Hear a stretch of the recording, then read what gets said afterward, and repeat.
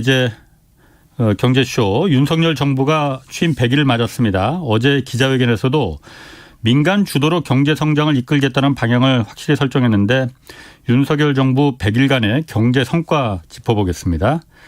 최백은 건국대 경제학과 교수 나오셨습니다. 안녕하세요. 예, 안녕하세요. 어제 기자회견 했습니다. 100일.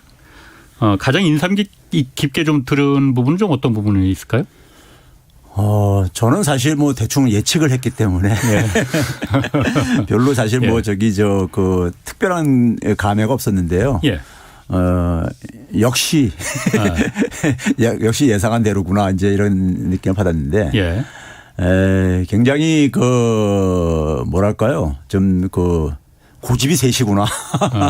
그러니까 이제 그리고 이제 사실 세신이라는 얘기를 분골세신이라는 표현을 썼잖아요. 예. 그런데 세신이라는 것이 그 사전적인 의미가 우리가 흔히 알듯이 뭐 이제 잘못된 거라든가 아니면 이제 그러니까 오래된 거 묵은 거라든가 예. 이런 거를 그러니까 이제 폐기하고 새롭게 이제 그러니까 다시 거듭나겠다는 이런 이제 의미를 갖고 있잖아요. 예.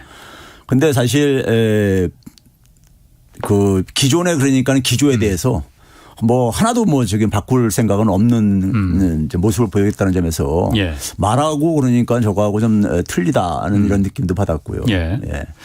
뭐 그래도 제가 어제 들어보면서 저는 어쨌든 집값과 전셋값 예. 안정시켰다. 뭐 이 부분 예. 어쨌든 실제로 안정됐지 않습니까? 예. 예. 그 부분이 저는 탁 와닿던데. 예. 그 부분은 그러니까 어떻게 생각하십니까? 그러니까 뭐 많이들 해제됐잖아요. 뭐 본인의 업적도 아니고 예. 본인의 업적도 아니고 그다음에 이제 그리고 그 문제를 그러니까는 자기 업적으로 이렇게 만드는 제주도 진짜 놀라웠고. 예. 그리고 사실은 그 집값 지금 안정이라고 얘기를 했지만 전세값 안정이라고 했지만은 예. 지금 뭐 가계부채라든가 부동산 시장 경착륙 문제를 지금 사실 걱정을 해야 될 상황이거든요. 예. 그런데 여기에 대한 그러니까 저는 정부가 준비하는 게 하나도 없는 걸로 알고 있어요. 경착륙에 대비해서 지금 우리가 흔히 말해서 S공포를 얘기하잖아요. 예. S공포, 스태그플레이션 공포요. 예. 근데 우리나라 같은 경우는 스태그플레이션 공포가 끝날 진행돼 가면서 예. 소위 말해서 이제 그러니까 과거에 일본에서 그러니까는 그 자산 거품이 붕괴됐을 때 예. 소위 우리가 그걸 이제 D공포 혹은 그다음에 대차대조표 침체 이런 식으로 얘기를 하는데 예. 그런 것들이 지금 우리는 아른거리고 있거든요. 다른 나라하고 달리. 예. 다른 나라와 달리 예. 가계부채 때문에. 예, 그렇죠.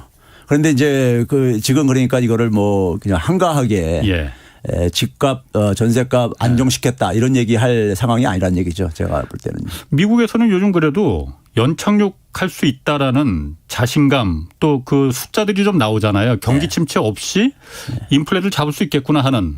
우리도 그럼 그렇게 좀 같이 묻어갈 수 있지 않을까요? 저는 어렵다고 봐요. 가계부채 때문에. 가계부채뿐만 아니라 우리나라는 그러니까 우리가 이제 그러니까 지금 전 세계가 인플레이션으로 고통을 받고 있는데 우리나라 인플레이션은 우리가 이제 그러니까 다른 나라들이 겪지 않는 추가적인 우리가 인플레이션 요인이 있죠. 환율 요인 같은 것들이요. 그렇기 때문에 우리나라가 조금 더 저는 악성이라고 보고요. 더 장기간 지속될 가능성이 있고. 그리고 이제 그걸로 가장 이제 피해를 보는 게 아까 시작하는 멘트에서 말씀하셨지만은 우리는 지금 뭐냐면은 중산층 이하가 굉장히 지금 힘들어지고 하고 있어요. 힘들어져 가고 있어 가지고 내수가 굉장히 지금 빠르게 지금 이제 그러니까 약화돼 가고 있습니다. 수출 환경은 이미 악화됐고 그럼 뭐 내수하고 수출이 악화되게 되면 마이너스 성장 진입이죠. 그런데 이것이 소위 말해서 회복될 가능성이 당분간 저는 안 보인다는 얘기죠. 문제는요. 왜 우리만 안 보일까요? 오늘 제가 좀 말씀을 드릴게요. 그래요? 그거부터 말씀하실까요? 아니면 다른 거부터 좀 말할까요? 아니, 이게 좀 순서대로 좀 얘기를 할 필요가 있어가지고. 그래요? 그러면은 처음에 어쨌든 오늘 새로운 뉴스부터 좀 얘기를 좀 하는 게 나을 것 같아요. 어제 기자회견도 있었지만은 어제 대통령이 이제 그 재정 건전성 얘기를 강조했단 말이에요. 나라 돈 그러니까 허투루 쓰지 않겠다, 아껴 쓰겠다는 거잖아요. 그러면서 내년에 이제 그 재정 예산 640조 원 이하로 이제 좀 아껴 쓰겠고, 오늘 또 보니까는 추경호 부총리가 공공 부분에 대해서 하여튼 허리띠 졸라매고 또 공공 그 기관 관리 체계도 개편하고 뭐 여러 가지를 발표했어요. 자, 그런 거 보면은 작은 정부를 만들겠다. 민간에 다 그 주도권을 넘겨주고 작은 정부 만들겠다는 취지잖아요. 보면은 그 맞는 것 같기도 한데 어떻게 생각하십니까? 저는 뭐 그러니까 국가 재정을 뭐 우리가 굉장히 아껴서 쓰겠다. 예. 원론적으로 맞는 얘기죠. 그렇죠. 그런데 뭐 저기 아마 역대 정부들한테 물어보면은 우리도 다 아껴 썼다 그런 얘기를 할 거라고요. 지난 정부도 그러니까 홍남기 부총리가 맨날 그 우리나라처럼 재정 아껴 쓴 나라 없어요. 예. 아껴 쓴 나라 없습니다. 수치상 일단 팩트가 그래요. 예. 근데 공공기관도 예. 문재인 정부에서 부채 비율이 더 줄어들었어요. 예. 줄어들었어요. 우리가 근데 흔히 얘기할 때 이제 그러니까 방만하게 재정 운영했다고 할 때 예. 항상 하는 논리가 있잖아요. 뭐냐면은 부채 절대액을 가지고 이제 얘기를 합니다. 부채액은 계속 증가하는데 아주 극단적인 예를 들면요. 삼성전자하고 중소기업하고 기업 부채가 어디가 많습니까? 당연히 삼성전자가 많죠. 부채 절대액은요. 그렇지. 근데 문제는 뭐냐면 부채 비율이 문제인 거죠. 예. 그렇죠? 네. 그러니까 부자하고 그러니까는 가난한 사람하고 부채 절대액 규모가 같을 수가 없잖아요. 예. 부자는 절대액이 커도 견딜 수가 있는 거잖아요. 예. 그래서 우리가 뭐냐면 비율을 가지고 얘기를 하는 거죠. 예. 비율을 가지고. 그러니까 우리가 기관이나 조직 같은 경우는 부채 비율로 얘기를 하고 네. 그다음에 우리가 가계라든가 이제 정부 같은 경우는 소득 대비 이제니까 그걸 상환할 능력을 봐야 되기 때문에 예. 소득 대비를 되게 본단 말이에요. 예. 근데 이제 그거를 그냥 떨렁 그러니까 분자에 있는 부채액 절대액만 가지고 그러니까 예. 엄청나게 증가했다. 예. 이렇게 해가지고 지금 뭐 국가가 그러니까 마치 그러니까 뭐 파산 위기에 지금 파산 직면에 이런 상태인 것처럼 예. 국민들을 사실 그 겁박을 하고 거기에는 저는 굉장히 숨은 의도가 많다고 봐요. 그동안도 계속 얘기했었지만은 재정을 그러니까는 사실 통제하려고 할 때 예. 그게 과연 그러니까는 국민을 위한 것인지 예. 누구를 위한 것인지는 저는 그거는 좀 들여다볼 필요가 있다 이거예요. 누구를 위한 거라고 보시는데요? 저는 만약에 이거 봐보세요. 예. 우리가 이제 기본적으로 재정이란 건 어차피 국민의 세금으로 나온 거기 때문에 국민을 네. 당연히 위해야 되는 겁니다. 예, 우리가 경제 생활을 하면서요. 예. 경제 생활로서 크게 이제 가는 데가 이제 그러니까는 시장에 참여해서 하는 부분이 있고요. 예. 시장에 참여해서 하는 부분이 있고 그다음에 이제 뭐냐면은 국가가 이제 해주는 부분이 예. 있는데 예. 그 돈의 배분과 관련해서 시장에서 우리가 배분받는 부분들이 있죠. 경제활동에 참여해 가지고요. 네. 그렇죠? 그다음에 이제 그러니까는 국가가 재정 자원을 가지고 배분해 주는 부분이 있잖아요. 예. 국가가 배분해 주는 부분이 줄어들면 줄어들수록 예. 국민들은 뭐냐면 특히 뭐냐면 취약계층들은 시장에 가가지고 의존을 해야 되나 특히 뭐냐면 금융에 가서 의지할 수밖에 없어요. 예. 그렇죠? 근데 국가가 거꾸로 국가가 많이 그러니까는 그 자원을 확보해서 배분한다는 얘기는 그 취약계층들이 그러니까 시장과 금융에 대한 의존도를 그만큼 줄일 수가 있는 거예요. 예. 줄일 수가 있는 거죠. 네. 그렇죠? 취약계층들의 부채를 그만큼 줄여줄 수가 있는 거죠. 예. 그러면은 그들이 그러니까는 국가 재정에 많이 의존이 높아지게 되면은 금융이 그만큼 돈 장사 못 하는 거잖아요. 은행들이 예. 금융기관들이 그렇죠. 예. 그럼 누가 그걸 막기 위해서 그렇죠.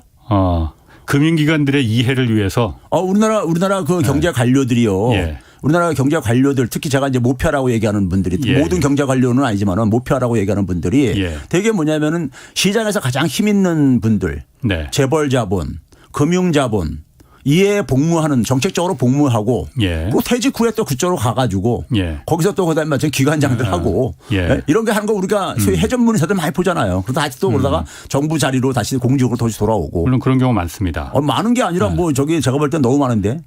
이번에 그러니까 뭐 윤석열 정부의 금융위원장도 여신전문협회 회장하다가 다시 그러니까 컴백했잖아요. 예. 예? 되게 이게 코스가 있습니다. 재경부 들어갔다가 소위 기재부 들어갔다가 그 쪽에서 뭐냐면은 금융계통 쪽에서 일을 하신 분들 중에서 금융위원회나 금융감독원 쪽으로 갑니다.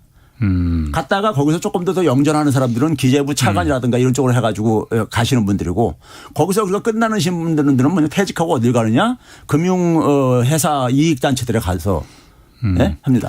어쨌든 그런 부분은 뭐 능력이 있고 경제에 대해서 잘 아시니까 뭐 그런 좋은 자리로 가는 걸 수도 있어요. 그러니까 그런 부분을 우리가 뭐 여기서 뭐 원래 그 전관이기 때문에 갔다 이렇게 뭐 단정할 수 없겠지만은 지금 최 교수님 말씀하신 근데 그게 이해 충돌의 문제거든요.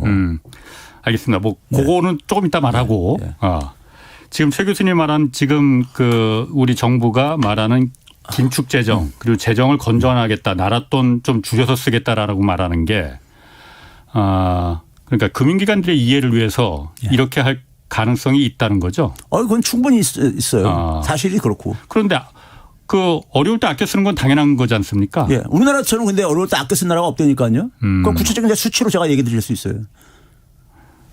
다른 나라들은 그러면은 예. 예를 들어서 당장 지난 코로나 때도 다 어려웠단 말이에요. 전 세계가. 예. 다른 나라들은 그러면은 우리나라는 그러니까 역시 어려워서 예. 재정을 안 썼어요. 국가 부채를. 그렇죠. 나라 국가는 예. 이제 지켜야 되니까. 예. 다른 나라들은 그럼 펑펑 다 썼습니까? 다른 나라들은 엄청 많이 썼죠. 썼죠. 그 얘기는 뭐 많이 알고 있죠. 우리가 많이. 근데 그런 나라들 그럼 지금 어떻게 됐습니까? 그런 나라는 뭐가 어떻게 돼요? 미국, 유럽, 일본. 지금 있잖아요. 예. 우리나라만 예. 90년대부터요. 예. 90년대부터 지금까지 우리나라만 가계부채가 계속 쉬지 않고 증가해 왔습니다. 그렇지. 예, 예. 근데 금융위기 이후에 예. 주요 선진 국가들은 예. 주요 국가들은 금융위기 이후에 가계부채 관리를 들어가 가지고 많은 국가들이 줄어들거나 미국은 예. 많이 줄어들었고 예. 혹은 그다음에 거의 그러니까 안 증가하게 했다든가 관리를 해 가지고 예. 하다 보니까 뭐가 증가하냐 국가 채무가 증가한 거예요. 예. 왜 그러냐면은 은행위기나 금융위기를 한번 겪은 나라들은요. 이게 뭐냐면은 가계부채가 예. 터져서 생긴 문제를 알기 때문에 예. 그리고 가계부채가 터지게 되면 어차피요. 금융기관들이 부실화되어집니다. 그렇죠. 그걸 못 갚으니까요. 예. 그렇죠? 그러면 뭐냐면 어차피 공적 자금이 투입되죠. 예. 금융기관들 파산 못 시키니까요. 재정이 투입된다. 그러면은 이거죠. 재정이 투입돼가지고 국가 채무는 어차피 증가해요. 예. 그러니까 오히려 뭐냐면은 이중일 하지 말고 예. 오히려 가계 채무를 관리를 하고 예. 국가가 감당하자 이런 방식으로 예. 경험을 통해서 그들은 예. 그걸 알고 예. 그래서 금융위기 이후에 우리나라만 그러니까 계속 가계 채무가 급증을 하고 예. 지금 전 세계 최고 수준이죠. 그런데 예. 주요 국가들은 가계 채무가 다 관리됐어요. 네. 이 차이가 확연하게 납니다. 그럼 지금 그 차이점 때문에 예. 아까 처음에 말씀하셨던 대로 다른 나라는 연착륙이 혹시 미국은 가능할지 몰라도 한국은 불가능하다고 말하는 이유가 그겁니까? 그렇죠. 다른 나라들은 국가 채무 가계부채가 지금 상대적으로 민간은 그렇게 부담스럽지 않은데 예. 국가는 물론 부담스럽게 늘어날 수 있어요. 국가 채무가. 한국은 그런데 국가 채무는 굉장히 건전한데 아직 굉장히라고는 안 하겠습니다. 그냥 건전한데 상대적으로 민간의 가계부채가 지금 시한폭탄 끝까지 올라왔기 그렇죠. 때문에 그게 이제 우리나라는 이제 뭐냐면 이 부동산 대출하고 관련돼 있고 예. 그다음에 또 이제 뭐냐면 자영업자들도 대개가 예. 가계부채라든가 부동산하고 관련돼 있죠. 예. 예. 개인 사업자들이 되게 보게 되면 가계대출도 많이 받고 그러기 때문에 그다음에 이제 부동산 담보로서도 많이 대출받고 그러기 때문에 요 세 개가 일본이 터졌을 때요. 일본이 90년대 초에 터졌을 때 일본이 가계부채가 사실 핵심은 아니었었어요. 일본은 기업부채였었습니다. 그 당시에. 가계부채도 좀 이렇게 급증을 했지만은 기업부채가 사실은 더 사고 쳤어요. 사고 쳤는데 우리는 지금 그때하고 차이가 뭐냐면은 기업부채는 우리는 뭐 대기업들은 더구나 안정적이고 오히려 우리는 뭐냐면 이 그 자영업자라든가 그다음에 이제 그러니까 상대적으로 취약한 중소기업들 부채라든가 이런 부분이 지금 우리는 가계부채와 더불어서 위험한 상태죠. 그러면 그러니까 더 취약한 거죠. 일본보다도요. 그럼 궁금합니다. 그러면은 근데 오늘 이 얘기 뭐 할 게 아니라 아니 지금 제가 요거만 하나 좀 물어볼게요. 정부도 그걸 잘 알고 있을 거 아니에요.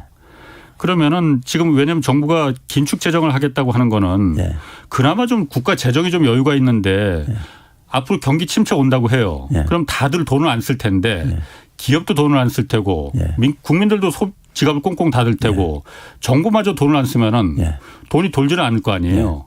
그럼 누가 돈을 써야 되는 겁니까? 그래서 제가 그러잖아요. 아까 그래서 내수도 수출도 환경도 이미 안 좋아지고 있는데 내수도 지금 그러니까는 이제 뒤로 빠꾸 하면서 마이너스 성장이 지금 코앞에 두고 있다 하는 얘기가 그 얘기예요. 근데 그게 일시적인 게 아니라 상당히 지속될 가능성이 높다는 거예요.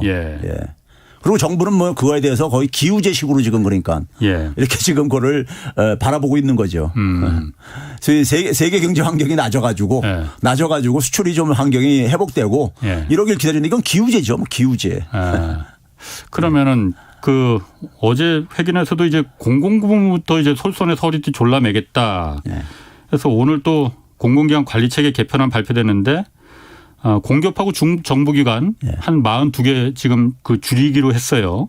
그러니까 작은 정부 만들겠다는 거잖아요. 돈 허투루 쓰지 않겠다. 이 부분은 좀 어떻게 보십니까 그러면?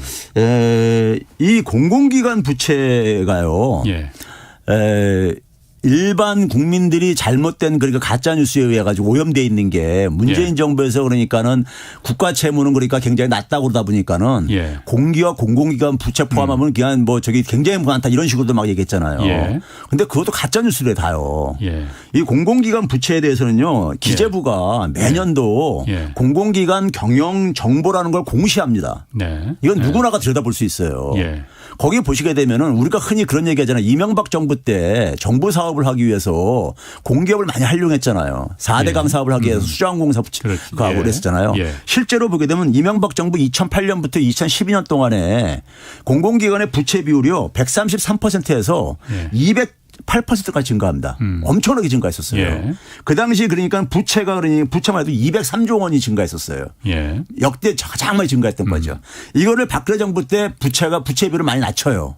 어디까지 낮추면 167%까지 낮췄었어요. 부채 비율을요. 문재인 정부에서 지난해 어디까지 낮췄냐면 151%까지 또 낮췄어요. 이게 현실이라고요.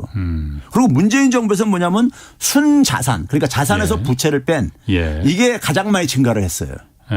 그러니까 공공기관이 굉장히 문재인 정부에서 건전해졌어요. 재무 상태가. 그러니까 우리 그래서 일부 언론들에서 이런 식의 보도가 나온 걸 제가 봤어요. 이 공공기관의 부채가 583조에 달한다. 이렇게 얘기했단 말이에요. 근데 그 부채 절대액만 가지고 얘기를 하는 거예요. 2016년 박근혜 정부 마지막 해인 2016년에 공공기관 부채가 얼마냐면 500조가 돌파됐었습니다. 그러니까 지난 5년 동안에 그러니까 한 80조 정도가 더 증가한 거예요. 근데 80조가 증가했지만 자산은 170조가 증가했다고요. 자산이 훨씬 더 많이 늘어났다.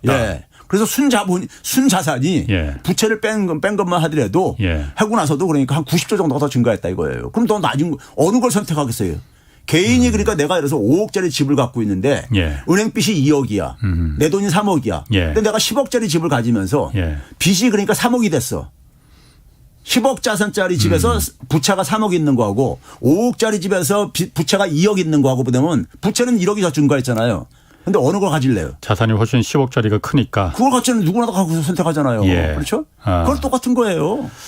어쨌든 그래도 요즘 보면은 뭐 한전도 그렇고 한전이야 뭐 에너지 가격이 올랐으니까 그렇고 뭐 코레일도 그렇고 많이 공공기관들이 방만하게 경영을 해서 뭐 하여튼 부채 비율 뭐 절대 부채가 이제 높아졌고 그러니까는 그래서 이제 그 부분을 좀 그 자산도 다 이제 매각해서 빚을 좀 줄여라 라는 게 지금 그 우리 그 기재부의 지침이지 않습니까?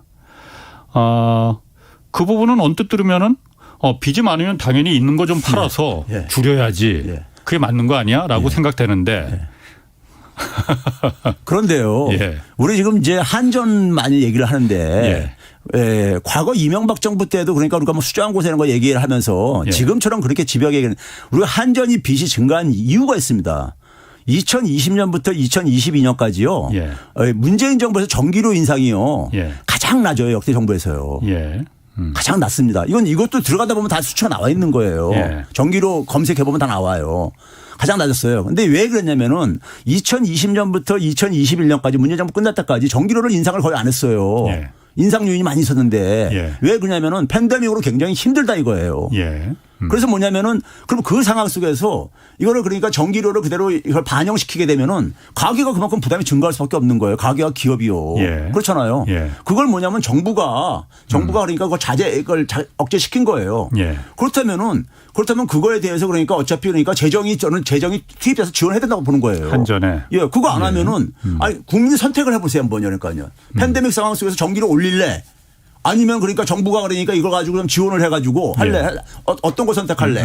이렇게 했을 때 많은 국민들은 자기들 그러니까 지금 어려워 죽겠는데 전기료 공공요금 인상을 하게 되면은 그 부담을 근데 그거를 혜택 본 건 잊어버리고 지금 엄청나게 빚이 증가했다. 이거를 그러니까 한전이 막 그래서 한 거다. 물론 뭐 경영 무슨 뭐 이런 효율성에 이런 것도 문제가 있을 수 있겠지만은 대부분은 그 문제예요. 그런데 그 문제는 우리가 그러니까 지금 외면을 하고 있잖아요. 외면을 하면서 얘기를 한다고요. 그럼 우리가 팬데믹 상황 속에서 우리가 많은 나라들이 엄청난 돈을 재정을 투입했단 말이에요. 우리보다 그러니까 몇십 배씩 뭐 투입을 했다고요. 그들 나라들은 뭐 그러니까 재정을 아껴 쓸 줄 몰라서 그렇게 투입을 했냐고요. 불가피했으니까 돈을 투입한 거죠. 그러면 지금 말씀하신 대로 뭐 한전만 국한해서 본다면은 말씀하신 대로 민간의 그 부담을 그 빚을 덜 내게 해주기 위해서 국가가 그럼 그 전기 요금을 올리지 못하겠다면은 한전에 당연히 재정 부담을 재정 지원을 해줬어야 되는 거잖아요. 지난 정부도 안 했잖아요. 그런데 그렇죠. 이제 근데 이제 그게 뭐냐면은 아직 그러니까 이제 우리가 올해 들어와 가지고 우크라이나 전쟁이 일어나면서 석유 가격이 또 폭등을 했잖아요. 그래서 악화 속도가 더 빨라진 거란 말이에요. 그러면 근데 이제 이게 정권이 교체되는 상황이었잖아요. 그러니까 이거를 가지고 그 당시에도 그러니까 전기료 인상에 대해서 그 기억 안 나십니까? 대선 그 선거 전에도 전기료 인상을 할 거다 말 거다 뭐 이런 얘기도 막 했었잖아요. 그 얘기가 바로 그거였었어요. 그걸 이제 정상화하는 팬데믹 상황 속에서 우리가 이제 그러니까 경기가 이제 정상화로 돌아가는 상황 속에서 전기료도 어쨌든 간에 현실화시켜야 되는 이런 부분들을 다룰 수밖에 없었던 이제 상황을 얘기를 하고 그랬었죠. 그런데 정권이 교체되는 이런 국면이었었죠. 알겠습니다. 그 한전은 그렇다 치고 어쨌든 지금 기재부에서 민간 그 공기관들 아니 민간이 아니고 공기관들 공기업들 자산들 이제 매각하는 거 이 부분 그래서 빚 갚아라 부채 줄여라 이걸 반영하겠다라고 하는 거지 않습니까? 그러면은 아까 말씀하신 대로 부채 비율은 오히려 줄었는데 왜 이렇게 그럼 이거는 왜 팔아서 빚 줄이라고 하는 거예요? 그러면은? 그러니까 정부가요. 우리가 대표적으로 최근에 우리가 국민들을 경악시켰던 게 그 MBC 이 보도였었잖아요. 석유공사가 그러니까 본사 사옥을 그러니까 매각을 하고 재임대해 가지고 쓰므로써 국민들한테 한 558억 정도 그러니까 피해를 입혔다. 뭐 이런 이제 보도가 나왔었잖아요. 근데 그걸 딱 들여다 보니까는 그 당시에 이 정부에 그러니까는 그 재산 상태를요. 재산 상태 이 국유재산 매각 이런 것들을 추적해 보면 있잖아요. 2016년도부터 2017년 3월 달에 특별하게 엄청나게 두세 배 정도 더 많이 매각을 했어요. 그러니까 박근혜 정부 마지막 끝나는 시간에. 이때가 이제 뭐냐면은 유일호 경제장관이 개시됐단 말이에요. 그래서 그 보도에 MBC 보도에서 뭐까지 나왔습니까? 이 양반이 그러니까 공기업들 파티 끝났으니까 매각을 하라고 해놓고 끝나고 나서 보니까 거기 가서 사회이사 하고 앉았더라. 그러니까 석유공사 건물을 매입한 자산 운용 그 회사가 뭐냐면은 부동산 투자 회사예요. 그런데 이걸 누가 만들었느냐? 소위 말해서 기재부 출신들이 관료 출신들이 실제로 그래요. 거기 보니까 되면 일대 회장이 이규성 씨라고 노태우 정부 때 재경부 장관 했다가 DJ 때 DJ 정부에서 또 그러니까 초대 그러니까 재경부 장관을 했던 사람이에요. 그 사람이 2003년도부터 2014년도까지 그러니까는 그 회장 사장을 한다고요. 그리고 2대 3대도 지금 현재도 윤영로 씨라는 사람도 이 사람도 금융감독원 부원장인가 했던 사람이고 금감원 부원장 했던 다 여기 출신들이 이걸 하고 있더라 이거예요. 그러니까 결국은 뭐냐면 우리나라를 KBS에서 명견 말린가 거기서 한번 옛날에 그 제가 얼핏 본 기억이 있는데 이 부패 문제를 다루면서 그 존스턴 교수인가 그 사람을 하면서 그 사람이 부패 전문학자인데 4가지 유형을 하면서 한국은 엘리트 카르텔형 부채다. 이 부패다. 이런 얘기 했단 말이에요. 이게 사실은 그 소위 뭐 정경유착, 관피와 모피와 이런 얘기가 바로 이제 엘리트형 소위 엘리트 카르텔형이 저거잖아요. 인맥 네트워크 이걸 통해 가지고요. 그러니까 이걸 결과적으로 봤을 때 그러니까 보면은 이것만 보게 되면 국민들이 볼 때는 저게 무슨 그러니까 정책이냐 저건 도적질이지. 이렇게 느낄 수밖에 없잖아요. 아니 석유공사는 그렇다 치더라도 석유공사는 뭐 옛날 그때 뭐 박근혜 정부 때 매각된 건물이었으니까 그때는 이제 잊어버리고 지금 어쨌든 새로 공기업들 몸집 줄여라 자산들 빨리빨리 팔아라라고 말하는 게 그럼 팔 필요가 없는 겁니까? 팔 이유가 하나도 없는 거예요, 그러면은? 이번에 이제 정부에서 기재부에서 8월 8일 날 그러니까 이제 안을 내놓으면서 9개 그러니까는 국유 재산을 그랬었어요. 근데 거기에 이제 그러니까 자료에는 2가지 것만 이렇게 했죠. 2가지가 뭐냐면 시흥하고 성남에 있는 이제 그러니까는 부동산이요. 하고 나머지는 다 서울에 있는 건데 7건이 6건이 강남에 있는 거고 강남의 노른자에 있는 거고 한 건이 그러니까 성북구 정릉동에 있는 건물이고 이렇거든요. 근데 국유재산과 관련해 가지고요. 국유재산 함부로 처분 못 합니다. 국유재산은 국유재산 법에 따라서 이게 처분하게 돼 있어요. 이거를 보게 되면요. 국유재산은 대개 행정재산과 그다음에 일반 재산으로 나누게 돼 있습니다. 행정재산은 처분이 불가능하게 돼 있습니다. 아예. 법적으로요. 그래서 이번에 기재부가 내놓은 것 중에서 보게 되면은 법도 개정하겠다. 왜 지금 이거 법을 안 바꾸는 하는 한에서는 팔기가 힘들게 돼 있거든요. 예. 그래서 행정자산은 처분이 불가능해요. 지금 예. 현행 법상으로는요. 예. 두 번째 일반 자산의 경우에도 처분을 어떻게 아주 명확하게 규정해 놓고 있어요. 어떻게 규정하고 있냐면 세 가지입니다. 공중의 안전에 위험하거나 당연히 공중의 안전에 위험하면 처분해야 되죠. 그다음에 뭐냐면 재산 가치에 비해서 유지라든가 보수 비용이 더 많이 든다거나.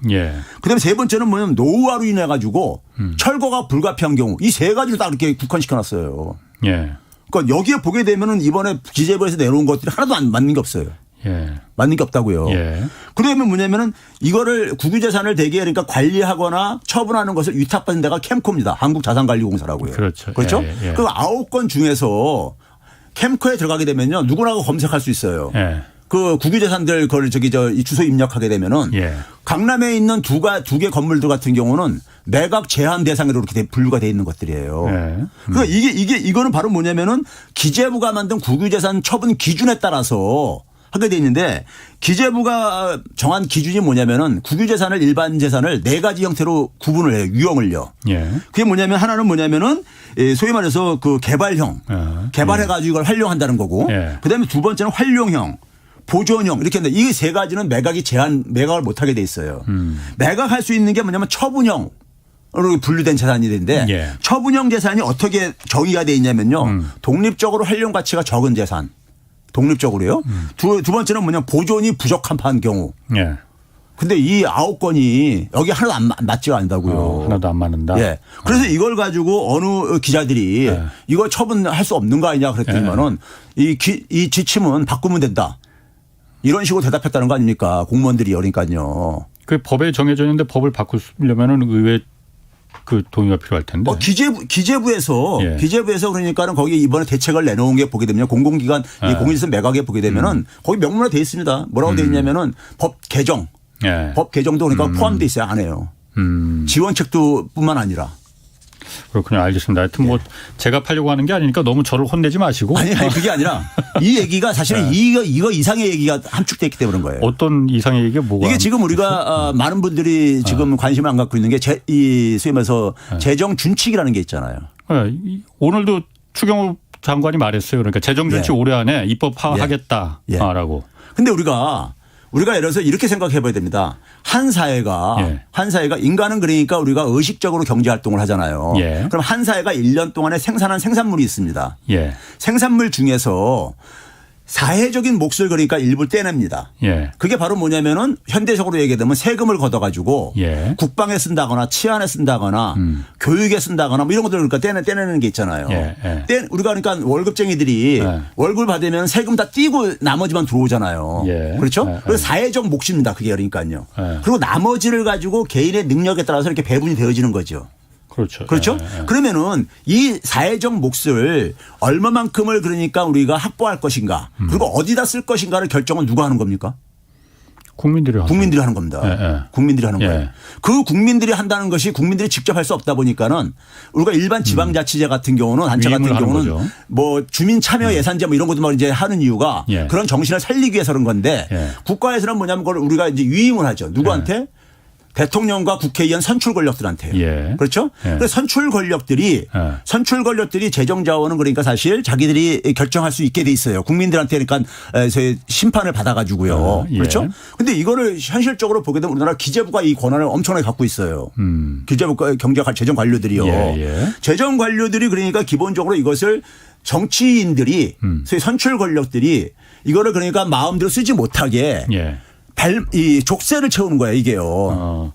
재정 준칙이라는 게. 재정 준칙이라는 걸 모르는 분들도 있으니까 재정 준칙이라는 건 그러니까 국가 이제 그 부채와 재정 적자 규모를 일정 기간 일정 수준 이하로 강제로 정하겠다 딱 이거잖아요. 그러니까 국가 부채 어느 정도 이상 일어나고 그러면은 나라가 절단 나더라도 더 이상 그 재정을 더 걷진 않겠다 이거잖아요. 그래서 계속하십시오. 그러니까 이 재정 준칙의 핵심이 두 가지죠. 그러니까 그래서 국가 채무를 GDP 대비 60% 이내에서 관리하겠다. 그다음에 뭐냐면 매년 이제 그러니까 우리가 돈 쓰고 수입 들어오고 돈 쓰는 것을 그걸 이제 적자 범위를 GDP 대비 3% 이내에서 관리하겠다. 이건데 이 기준이요. 굉장히 낡은 기준이에요. 유럽이 통합할 때 만든 기준이에요. 근데 유럽도 이걸 못 지켜가지고 이걸 완전 개혁을 지금 그러니까 논의하고 있어요. 이거 지킨 나라 하나도 없어요. 유럽에도요. 유럽 국가들도. 유로존 국가들도. 예? 그러면 이것을 근데 이제 뭐냐면 이게 박근혜 정부 때부터 나왔던 얘기입니다. 이 재정준칙 얘기가요. 근데 국회를 다 문턱을 못 넘어가지고 항상 못 넘었었는데 문재인 정부에서도 홍남기 부총리 때 이거 통과시키려고 굉장히 무던히 애를 썼었어요. 그랬었어요. 수년간 계속 애를 썼었죠. 다른 나라들 다 한다니까. 다른 나라 이게 다 우리처럼 이렇게 엄격하게 안 하는 나라 없습니다. 지구상에요. 뭐 어쨌든 말씀해 보시죠. 근데 이제 이게 홍남기 부총리 때는 뭐냐면은 재정 수지를 통합 재정 수지를 기준으로 했는데 재정 수지라는 것이 재정이라는 게 국가의 정부의 살림살이잖아요. 수입과 지출을 정리하는 겁니다. 그렇지. 가계가 가계부 정리하듯이요. 그렇죠? 근데 통합 재정 수지라는 건 뭐냐면은 말 그대로 정부가 그러니까 들어오는 모든 수입 그리고 모든 지출을 정리한 거예요. 수입과 지출을 빼가지고 지출이 많으면 적자인 거죠. 그렇죠. 이걸 GDP 대비 3% 이내에서 마이너스 3% 이내에서 관리하겠다 이런 거예요. 근데 이게 홍남기 부총리 때 이렇게 한 이유는 뭐냐면은 IMF나 이런 데서 국제기구에서 통합재정 수지를 기준으로 해야 된다고 이렇게 해서 이걸 따르고 있는 거예요. 통합재정 수지로. 그런데 이거를 이번에 추경호 팀에서는 관리재정 수지로 바꿨는데. 통합이 아니고. 통합재정수지하고 관리재정수지하고 차이는 뭐냐면요. 우리가 4회 보장성 기금이라는 게 있잖아요. 뭐 소위 말해서 국민연금, 의료보험료, 산재보험, 무슨 고용보험 이런 것도 있잖아요. 이런 걸로도 수입이 많이 들어오잖아요. 국가가. 국가 수입이 많이 들어오잖아요. 그다음에 지출도 많이 나가잖아요. 그런데 이게 아직까지는 워낙 흑자예요. 그런 경우 이게. 그러니까 이거를 그러니까 뺀 게 관리재정수지예요. 그거를 합한 거는 통합이고. 합한 건 통합이고요. 무슨 말인지 아시겠죠? 무슨 말인지. 그러면 이게 아직도 흑자를 많이 차지하고 있으니까는 통합재정 수지를 기준으로 하게 되면은 정부가 쓸 여력이 그만큼 좀 여유가 있는 거예요. 흑자는 부분을 포함시키면은. 그렇죠. 근데 그걸 왜 이번엔 빼겠다는 거예요? 그러니까 그게 그만큼은요. 지출을 그만큼 그러니까 타이트하게 하겠다. 타이트하게 하겠다는 거죠. 왜? 그러니까 그 타이트하겠다는 것이 제가 그랬잖아요. 이 재정에 대한 권한은 누구 거냐? 행정수반인 대통령과 그다음에 그걸 예산안을 그러니까는 통과시켜 주는 게 국회잖아요. 선출 권력들의 몫이에요. 국민이 위임받은 선출 권력들의 몫인데 이거를 뭐냐면 재정 관료들이 뭐냐면 선출 권력들이 그러니까는 이것을 이 권한을 행사하는 것을 제한시키겠다는 거예요, 이게요. 잠깐만요. 그러면은 먼저 말씀하시죠. 우리가 흔히 말해서 검찰권을 얘기를 할 때 검찰이 그러니까 권한이 집중 독점되어 있는 걸 문제로 얘기를 하잖아요. 검찰 개혁을 얘기할 때. 민주주의 사회 속에서 모든 게 마찬가지입니다. 권한이 집중되게 되면 독점되게 되면은 그 속에서 부패가 발생하거든요.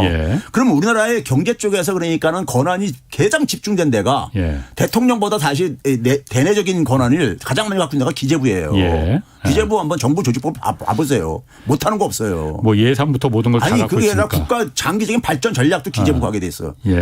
이걸 저는 왜 기재부가 해야 되는지 모르겠는데 하여간 다 하게 돼 있어요. 그러다 보니까는 기재부 출신들이 당연직으로 국무총리 조정실장을 이 기재부 출신들 합니다. 그렇죠. 왜냐하면 국무총리가 내치를 하게 돼 있는데 국무총리가 대개 정치인 출신이 가게 되면은 그 밑에 실무장관이 국무조정실장이거든요. 지금 박문규 국무조정실장도 기재부 차관 출신이고. 역대 국무조정실장은요 다 기재부 출신이에요. 당연직으로 하는 이유가 기재부의 권한 때문에 그래요. 잠깐 거기 더 진도 나가기 전에 제가 요거 물어볼게요. 그러면 아까 통합 재정 수지로다가 해서 재정 준칙을 마련하겠다고 했잖아요. 마련한다고 했잖아요. 다른 나라들은 어떻게 합니까? 다른 나라들은 그러면은 통합 재정 수지로 합니까? 아니면 통합 재정 수지요. 관리 재정 수지도 그러니까 참고용으로는 가죠. 집계를 하죠. 근데 국제적인 비교는 통합 재정 수지를 한다 이거예요. 왜 그러냐면 정부가 결국은 쓸 돈과 나갈 돈을 그래서 어느 돈은 빼고 어느 돈은 포함시키냐. 이게 그러니까 더 그러니까는 문제일 수가 있다 이거예요. 자의적으로. 나라들마다 사정이 틀리고 그러기 때문에 그냥 그러니까 다 들어오는 거 나가는 거를 가지고 이걸 정리하라 이거죠. 그러니까 국민연금이나 산재보험이나 이런 거는 아직까지 흑자인데 그것도 다 포함해서 재정 준칙을 다른 나라는 다 마련하고 있는데 그게 국제적인 기준이에요. 우리나라는 이번에 하겠다는 거는 그거 흑자나는 건 빼고 나머지 그러니까 세금 들어오는 거 요거만 해서 재정 준칙을 마련하겠다. 요거 갖고 아껴 쓰겠다. 그런데 이제 이 관리 재정 수지로 하더라도 올해 그러니까 추경호 팀에서 올해 그 관리 재정 수지 적자 규모가 어떻게 전망하냐면 GDP 대비 마이너스 5.1%로 전망을 하고 있어요. 그건 2차 추경할 때 제출을 했던 겁니다. 국회에다가요. 제가 이건 다 팩트가 있는 것들입니다. 그런데 이거 3%로 이제 맞춰야 되잖아요. 안 맞네. 안 맞죠. 2.1% 초과되는 거예요. 이 돈이 어느 정도냐면은 45조 원 정도 해당되는 거예요. 좀 감세 많이 하고 뭐 그런데 45조 원 추가 확보해야 되잖아요. 이거 어디서 확보겠습니까? 그러니까 뭐냐면 지출을 줄인다고 해서 공무원 월급 1%로 뭐 저희 낮춘다 이렇게 얘기하잖아요. 그래서 하급 공무원들이 막 반발하고 막 이제 그러는데 지출 줄이는 거는 이게 한계가 있다고요. 쉽지 않죠. 지출 줄인다는 것이. 현상을 동결하는 건 문제도 힘든데 그렇죠. 근데 이제 뭐냐면 추가적인 수입을 확보해야 되는데 세금을 오히려 감세를 해가지고 향후 5년 동안 한 60조 이상이 지금 그러니까 펑크난다는 거 아닙니까? 매년 한 12조에서 13조 정도. 이게 지금 기재부 추산으로도요. 제가 생각해보니까 또 과소축했어. 근데 어쨌든 간에 60조 정도 이상이 그 된다는 거 아닙니까? 그런데 거기다가 45조를 더 올해만 하더라도 추가 확보해야지만이 마이너스 3% 목표치를 달성할 수가 있어요. 그럼 이게 뭡니까? 그래서 국유재산 매각이 거기에 있는 거예요. 그거 그럼 보태려고? 그럼요. 자, 이거 봐보세요. 근데 우리가 이런 겁니다. 개인이 내가 재산이 있잖아요. 재산이 있는데 어느 분이 그러니까 예를 들어서 가장이 가다 실직자가 됐어. 그럼 생활비가 필요할 게 아닙니까? 생활비가 필요할 때 그러니까는 지금 뭐 생활비 마련할 수 있는 게 재산을 활용을 해가지고 재산을 그러니까 이제 집을 그냥 담보로 해가지고 은행에서 대출을 받아. 대출을 받아요. 대출을 받아가지고 그걸 가지고 그러니까 생활비로 쓸 수가 있잖아요. 그렇죠? 지금 그런 식인 거야. 그러니까 이게 그러니까 국유재산 매각을 하게 되면은 국가의 재산이 축소가 되는 거예요. 축소가 되는 거잖아요. 그만큼요. 그런데 그 국유재산 매각하는 것은 세외 수입으로 잡힙니다. 정부에 그러니까 재정에. 세금 외 수입으로 잡혀요. 이게 재정에 편입이 될 수가 있는 거예요. 그러면 그해 재정은 지출은 그러니까 한 해만을 이렇게 보는 거고 그 해는 좀 좋아질 수 있겠네. 재산은 이게 수십 년간 누적된 결과인 거거든요. 그러니까 재산이 줄어드는 거에 대해서는 아무도 이 언론들이 보수 언론들이 이거에 대해서는 전부 다들 그러니까 외면을 합니다. 박근혜 정부 때 이게 그러니까 한 150 정도가 줄어들었었어요. 순 재산이요. 국가 재산이. 국가 재산이요. 근데 그거에 대해서는 우리가 개인이 내 재산이 줄어들게 되면 굉장히 기분 나쁘잖아요. 기분 나쁜데 국가 재산이 그렇게 줄어드는 거에 대해서는 외면들 합니다. 근데 국가 채무가 증가하는 거는 굉장히들 걱정들 하고 있잖아요. 그렇죠? 박근혜 정부 때 그럼 그렇게 아까 몇 조가 줄어들어갔지? 150조가 줄어들었으면 그 150조 매각한 걸 누가 샀습니까? 그때 그러니까 우리가 최근에 나온 것이 2016년도 얘기예요. 석유공사 그 얘기가요. 제일 대개 이제 그러니까 매달 이제 그러니까 매각이 있습니다. 일반적으로. 그러니까 한 해에 대개 보게 되면 2조 원 안팎의 국유재산 매각이 있어요. 국유재산법에 따르게 되면은 국유재산 매각하고 그러니까 다시 그러니까 그것을 보충하는 것을 균형을 맞추라고 돼 있어요. 들어있는데 그래서 한 2조 원 정도로 되게 안팎에서 문재인 정부 조금 줄어들었지만 한 2조 원 안팎에서 이게 이루어졌는데 그 해만 2016년과 2017년 3월 달에만 이게 한 3배 범위로 증가를 합니다. 증가를 해요. 매각이. 그럼 그런 부분들을 어쨌든 이번에도 뭐 그게 뭐 돈이 한두 푼 있는 게 수백억 수천억 단위일 테니까 뭐 개인들이 누가 뭐 살 수는 없을 테고. 그렇죠. 이건 되게 뭐 이제 기업이라든가 아니면 그러니까 우리가 이제 부동산 투자회사라든가 그런 데서 살 수밖에 없고 그건 어쨌든 국가 자산이 그럼 줄어드는 거다. 황금알을 낳는 거위를 갖다가 배를 가르는 거다 이렇게. 아까 제가 얘기했잖아요. 9건을 기재부가 이렇게 적시를 했는데 9건이 굉장히 알짜 자산들이에요. 그러다 보니까 기재부의 보도 자료를 보시게 되면은 민간의 활용 가치가 높은 재산을 팔겠다 이렇게 돼 있어요. 그런데 민간의 활용도가 높은 것은 여기 아까 제가 얘기했잖아요. 기재부가 처분이 가능한 지침에 의하게 되면은 그런 건 전부 다 민간이 별로 매력적으로 생각 안 하는 재산들이에요. 처분 대상 이런 재산들은요. 그런데 뭐냐면 그걸 피하기 위해 가지고 민간이 원하는 재산들. 근데 민간이 원하는 것은 수익이 그만큼 높은 걸 수밖에 없는 거잖아요. 그렇죠. 근데 수익이 안 나는 건 소위 말해서 정부가 돈이 필요로 하면은 공공기관들은 그러니까 채권을 발행할 때 정부 국채랑 거의 비슷해요. 이자율이요. 정부가 보증하는 데니까요. 그렇죠? 그러면 그 이자율이 우리나라에서 가장 낮은 이자율이라고요. 근데 그걸로 조달하는 게 훨씬 더 비용이 절감되는데 저기 강남에 있는 그러니까 삼성동, 대치동, 신사동에 있는 그 건물들을 팔아가지고 임대 수익이 이 수익률이 훨씬 더 높은데 수익률 높은 건 팔고 수익률 낮은 국채 발행은 안 하고 이거 개인이면 이렇게 하겠냐고요. 삼성동에 예전에 그 한전 부지도 현대그룹에 10조 원에 팔았죠, 그게. 그렇죠. 지금 그게 한 40조 됐다는데. 예. 자, 뭐 그 얘기는 지금 뭐 그 얘기만 다 할 수는 없으니까 어제 기자회견도 잠깐만 홍 기자님이 궁금한 것부터 잠깐만 얘기하다 보니까 노동 문제도 좀 어제 그 중요하게 얘기를 했습니다. 그리고 노동 시장의 그 유연화라는 게 뭐 쉽게 말해서 해고 지금 엄격한데 그 부분 좀 유연하게 하자는 거잖아요. 그리고 대우조선 파업 대우조선해양 그 파업하고 화물연대 운송 거부 이거 따지면서 이제 법에 따라서 처리했다라고 말하면서 노동법 체계 좀 바꿔야 된다. 그래서 독일의 사례도 좀 많이 들었어요. 뭐 독일의 하르츠 개혁을 아마 말하는 것 같아요. 좀 그런 노동이 그 유연화 뭐 이런 문제는 어떻게 좀 들으셨습니까? 이게 지금 저는 이제 윤석열 정부 100일을 평가하면서요. 제가 이제 흔히 이제 그런 얘기합니다. 이거 예고된 실패였다. 그리고 뭐냐면 향후 상황은 더 악화 일로를 걸을 거다. 그 이제 근거가 있습니다. 100일만 보고 어떻게 하냐 이렇게 얘기할 수 있는데 자, 우리가 국정 운영이라는 것은요. 국정 운영의 성공 조건이라는 게 있습니다. 최소한에. 그게 기본적으로 뭐냐면 대통령의 철학이 있어요. 대통령이라는 것은 일반 사람과 다르고 일반 정치인하고 다른 아주 특별한 정치인이란 말이에요. 대통령은 그래서 나름대로 국정 운영에 대한 철학이 있어야 되는 거예요.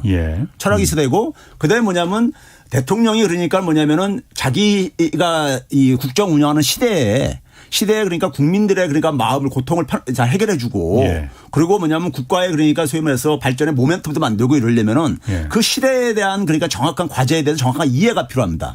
그걸 통해서 방향 설정을 해야 되고 그 목표를 실행하기 위해서 행정자원을 그러니까 행정의 수반이기도 하잖아요.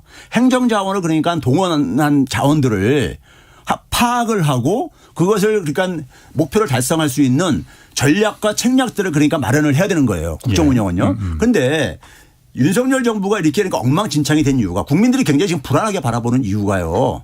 저는 굉장히 성공하게 바라는데 불안하게 바라보는 이유가 엉망진창이라고 단언하지 마시고. 아니 국민들이 굉장히 불안한 우리가 이번에 호우하면서 무정부 상태라는 이런 표현을 우리가 쓰고 그러는데 그게 된 이유가 있다는 얘기예요. 그게 뭐냐면 대통령 철학을 그러니까는 모르시는 분이야 이분은요. 그러니까 우리가 흔히 말해서 비정치인 출신 대통령이라는 말에서 그게 사실은 이제 어떻게 보면 그 비롯된 건데 대통령이라는 건 뭡니까요? 대통령은 뭐냐면은 국민들이 그러니까 소위 말해서 선거를 통해 가지고 최고의 정치 권력을 다 위임을 한 거예요. 그러면 이 국민들이 그러니까 위임을 했다는 것은 대통령의 그 역할이란 건 뭐냐면요. 정치의 역할이란 건 뭐냐면요. 사람이 살아가면서 사람은 기본적으로 두 가지 그 욕망과 두 가지 문제를 해결을 해야 됩니다. 하나는 뭐냐면 생존에 대한 욕망이죠. 거기에 이제 그러니까 번식 욕망도 포함되는 것이고요. 그걸 대개 우리가 일반적으로 현대 자본주의 사회 속에서는 시장의 경제 활동을 통해서 해결을 합니다. 그다음에 뭐냐면은 우리가 사람들이 그러니까 혼자 살 수 없잖아요. 혼자 살면은요 정치라는 건 필요 없습니다. 그런데 우리가 다른 사람들과 함께 살아야 되기 때문에 관계를 맺어야 돼요. 다른 사람들과요. 그게 바로 공동체지요. 공동체를 이루면서 공동체의 문제라는 게 그게 바로 정치 문제인 겁니다. 그렇죠? 그 정치 문제가 근데 우리가 시장이라는 곳은 1원 1표가 작동하는 곳이에요. 그러니까 결국 돈의 힘이 경제 권력이 지배하는 곳입니다. 그러니까 거기는 기본적으로 불평등해질 수밖에 없어요. 기울어진 운동장일 수밖에 없어요. 태생적으로요. 그런데 정치는 뭡니까? 1인 1표잖아요. 그렇지. 민주주의 원칙이 작동하는 세계입니다. 정치의 세계는요. 대통령은 바로 이 정치의 세계를 담당하시는 분이에요. 그럼 바로 뭐냐면은 시장에다 맡기게 되면 어떻게 되냐면 정글이 되는 겁니다. 정글이. 동물의 세계가 돼버리는 거죠. 승자 독식이 되고 자본이 강자가 될 수밖에 없죠. 없죠. 그게 정치가 해야 될 일이 뭐냐면 그 기울어진 운동장의 기울기를 약간 좀 이렇게 개선하는 거예요. 지나치게 이게 나빠지지 않도록요. 뭐 그게 국가가 할 일이기도 그렇죠. 하고. 국가가 할 일인 거잖아요. 그래서 그렇게 했을 때 정치가 하는 영역이 그건데 그렇다면 근데 윤석열 대통령은 취임 전부터 무슨 얘기를 했었습니까요? 52시간제 폐지라든가 소위 말해서 친기업적인 친자본적인 이런 얘기를 어차피 시장은 자본과 기업이 우위에 있는 영역이에요. 예. 네? 게임에 있어서요. 절대적으로 우위에 있는 영역인데 거기에 정부까지 그러니까 기업 입장에서 기업에 좀 그러니까 편중돼 가지고 이런 입장을 갖고 있다. 중대재해처벌법을 그러니까는 개정을 시사한다든가 지금 노동시장 위원도 마찬가지고요. 따라서 누가 좋아하는 겁니까? 기업 입장에서 가는 거잖아요. 솔직히 말해서요. 그러면 그런 게 그랬을 때 정치의 역할을 모르고 계시는 거죠. 예? 시장은 그러니까는 대통령이 그렇게 신경 안 써도 우리가 과거 그러니까 우리가 잘못된 그러니까 우리가 기술이 발달했는데 과거에 낡은 규제가 있으면 그런 거나 그러니까 제도적인 정비만 해주면 되는 것이지. 예? 그럼 국회와 더불어 가지고요. 시장이 시장이 워낙 그러니까 한쪽으로 기울어진 곳인데 거기에 그러니까 더 가세를 해가지고 한다면 무슨 말인지 알겠습니다. 예. 어쨌든 저희가 그래서 뭐 최백운 교수님 모시고 다음에 저희가 또 어쨌든 이 보수 쪽의 경제학자들도 좀 저희가 좀 모셔서 좀 얘기를 좀 듣고 싶은데 열심히 섭외하고 있는데 뭐 그렇게 나오겠다는 분이 그렇게 의외로 많지 않습니다. 열심히 지금 섭외를 하고 있고 그래서 뭐 시간이 그렇게 많지 않으니까. 지금 그래서 어쨌든 노동 문제만 마지막으로 하나 좀 더 짚어보면은 어제 그 노동 유연성에 대해서는 일부 공감하는 부분 뭐 저도 있습니다. 그러니까 우리 사회가 사실 너무 뭐라고 해야 될까요? 그러니까 강한 노조 안에 있는 정규직들은 철밥통이라고 하잖아요. 이런 부분 좀 고쳐질 필요 저도 있다고 봅니다. 그런데 그런 부분을 말하면서 사실 이게 양극화를 또 해소하겠다. 이게 서로 정반대의 얘기인데 가능하겠느냐라는 부분도 좀 있거든요. 어떻습니까? 그러니까요. 우리가 노동시장 유연화를 얘기할 때 맞습니다. 우리가 소위 말해서 새로운 기술 분야와 관련해 가지고는 흔히 말해서 우리가 뭐 재택근무, 원격근무, 자율근무 뭐 이런 것들이 가듯이 그런 분야들은요. 사실 노동시간도 그렇게 엄격하게 그 과거의 기준이 저는 더 이상 불필요하다고 봐요. 그런 점에서 그런 영역 같은 경우하고 근데 여전히 뭐냐면은 전통적인 그러니까 산업 분야에 많은 그러니까 우리가 비정규직이라든가 취약 노동력들이 많이 있는 데가 있잖아요. 기본적으로 우리가 20세기 역사 속에서 우리가 얻은 경험이 뭡니까요? 루즈벨트 때 개혁한 게 뭐예요? 그 당시 이제 소위 말해서 제조업 중심의 산업 속에서는 보니까는 너무 그러니까는 시장이 자본의 우위로 돼 있다 보니까는 그래서 노사 협상을 의무화시킨 거 아닙니까? 루즈벨트 개혁 중이에요. 일한 만큼 돈을 주는 게 핵심이에요. 그렇죠. 그럼 정부가 해야 될 일은 뭐냐면 노동시장 유연화를 그냥 그러니까 다 푸는 게 아니라 그러니까 우리가 첨단 산업이라든가 필요한 영역에 대해서 이거를 그렇게 적용할 필요가 있죠. 그건 그쪽 종사자들도 원하고요. 그런데 반면에 우리가 전통적인 산업 속에서 여전히 취약적인 이런 부분에 속에서는 적어도 정부는 뭐냐면은 취약한 노동자들의 협상력을 그러니까 제고시켜주는 역할도 해줘야 되는 거죠. 그 역할을 정부가 해야 된다. 알겠습니다. 오늘 여기까지 듣겠습니다. 최백은 건국대 경제학과 교수였습니다. 고맙습니다. 네, 감사합니다. 내일은 윤석열 정부의 첫 번째 이제 부동산 정책 자세히 좀 분석해 보겠습니다. 지금까지 경제와 정의를 다잡는 홍반장 홍사원의 경제쇼였습니다.